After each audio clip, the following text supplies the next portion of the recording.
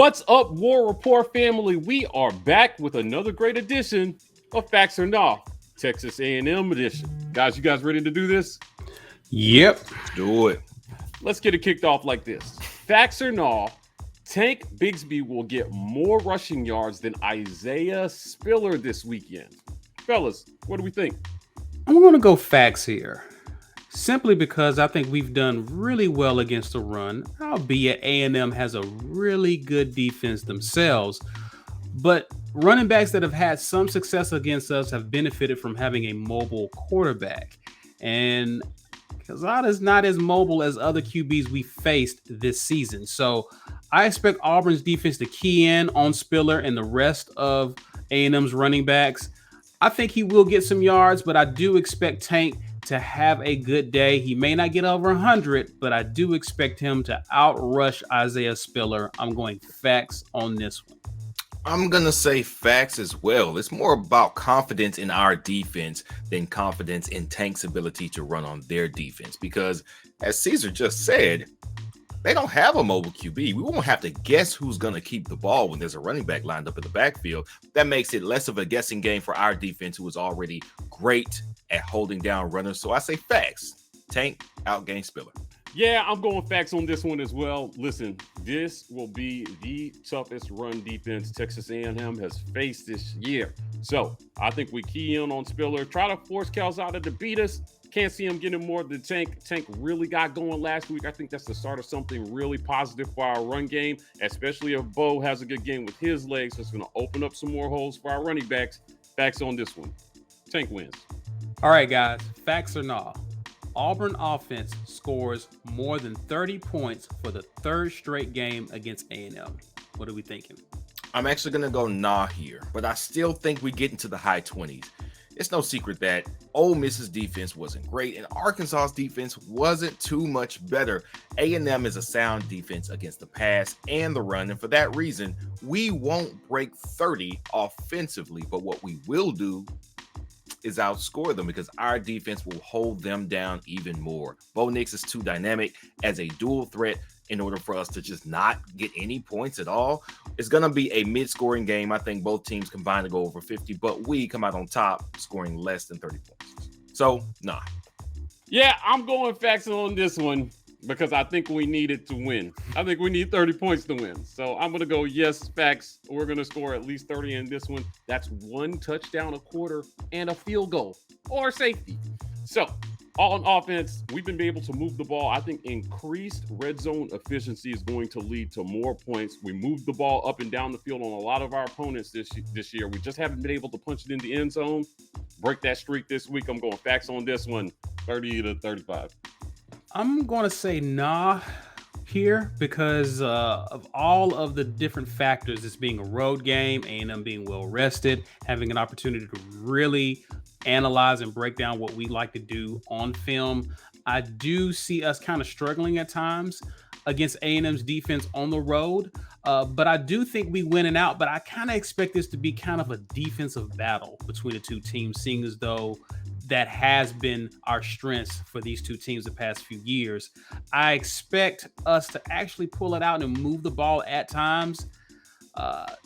Think about those old grinded out type of games is what I'm expecting here. I'll be surprised if Auburn gets over 30. It'll be a welcome sight to see, and I'm here for it all. I just not quite sure we do it against A&M. Still got us winning, but I don't think we get over 30. So no. All right, fellas, facts or nah? Auburn will have at least one 100-yard receiver against A&M.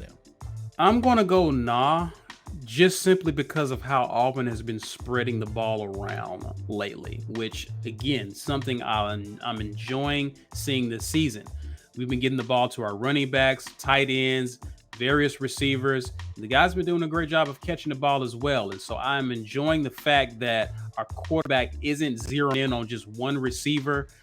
So we're giving defenses things to think about here. And so unless a guy gets behind the defense a couple of times and makes them pay, again, something I would love to see in this game, I see us continue to do what we've been doing, spreading the ball around, both finding an open receiver, whoever that may be, and hitting them. And so I don't think we get over a 100-yard receiver, but I do expect us to be efficient in distributing the ball to open guys, making plays where needed. So I'm gonna go nah, but I think I will still be pleased with the passing attack. I'm gonna go facts on this one. Man, I'm a fact machine today. Listen, I think that Bo's gonna catch somebody slipping. That guy that he throws it to will likely be Demetrius Robertson. Those guys are starting to develop some downfield chemistry. So a 50-yard bomb plus some other catches mixed in there. I think we do have a receiver go over 100 yards in this game because our quarterback is completing passes downfield, which means you can have a few catches and reach 100 yards. So facts. Let's go, D-Rob. I'm actually going to go nah.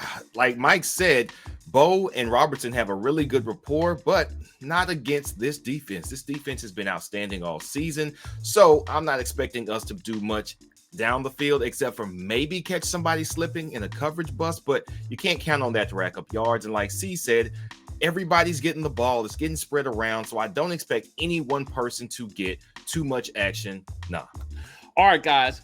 You know what time it is. It's time for our fan question of the week. This week's question comes from our guy, JSing1902 on Instagram, and he asked, facts or no, Auburn forces Zach Calzada into at least 2 turnovers this weekend. Fellas, what do we think? And here I come with all the nods as well, man. I'm gonna go nah here. Again, I would love to see it because that means we definitely are winning the turnover battle. Auburn's been taking good care of the ball at times. We lost the turnover battle against Ole Miss, but if you force Zach Calzada into at least 2 turnovers, that's a good day for us, as we'll definitely take advantage of that. I don't see us doing that per se unless we force them into situations where they have to throw. If we completely take away the run and force Calzada to have to make plays through the air, it could definitely spell doom, but I'm not expecting at least 2 turnovers. We may get 1, even look up and get maybe 2. I'm going with maybe 1 turnover from him most. So I'm going to go nah here, although, again, I would love to see this. Auburn needs all the help we can get going on the road against this tough opponent. So, nah. I'm going to say facts. I'm going to say we turn him over 1 time in the air with an INT because statistically he has given up 1 INT every game he has played this season, which is great for us. But I also think we get to him on a sack fumble. Our pressure has been getting better and better and better, and we've been making more contact with the QBs as the year has gone on. So I expect that to continue with a TD Moultrie with a little game speed back under his belt. Yes, we get at least 2 turnovers from Calzada. Yep, I'm with B on this one. I'm going facts. Zach Calzada is tied for the 3rd most picks in the league right now. So he will throw a pick, just like when we went up against Matt Corral. He will throw some right at you. It's just, will we catch them? I think we're in the mood for that. Also, I gotta agree with B again on the sack fumble. We've been getting pressure on the quarterback. We got Owen Pappo and TD Moultrie back on the field. So one of those guys will be able to get to the quarterback. I think we force him into a couple turnovers, and that swings the momentum at a crucial point in this game. I'm on all facts, baby. Let's get them. Well, that is it for another great edition of Facts or No. Listen, we want to hear from you. So if you want your question featured on this segment, hit us up on Instagram or on Twitter, #FactsOrNo, and we'll get your question featured on our next segment. Other than that, you guys know where to find us. We are The War Report on Facebook, Twitter, Instagram, TW Rapport on TikTok. Gentlemen, we're signing off, and as always, War Eagle. Where you go?